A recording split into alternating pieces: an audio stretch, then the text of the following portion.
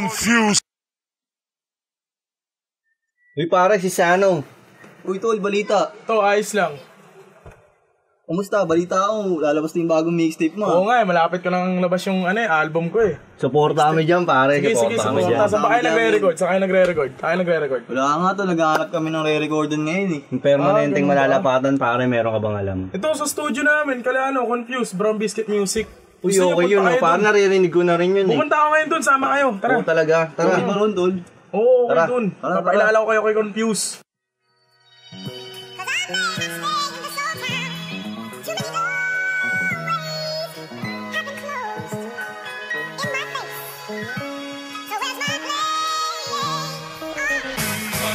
Yeah, para sa'yo to bro. Yeah.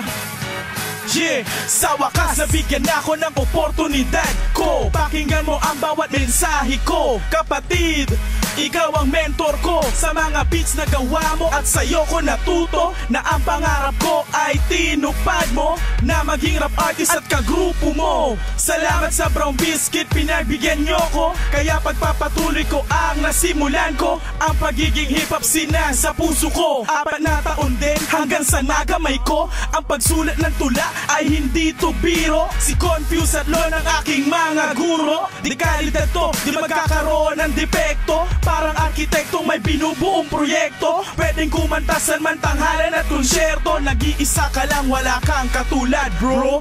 Yeah. Pakinggan mo to.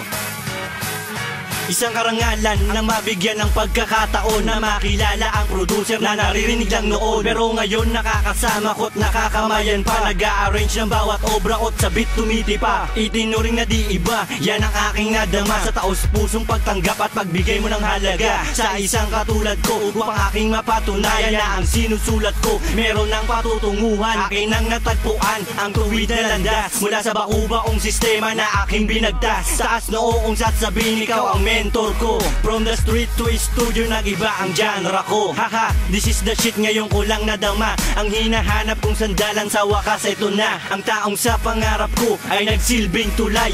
At nais kong pasalamatan sa lahat ng bagay. Confused. Check. Kumarkula ko ng mga letra para lang maihatid ang munting pasasalamat ko sa aking kapatid. Pagkat ikaw ang dahilan kung bakit ako narito sa dating di ko marating, at dahil yun sa tulong mo.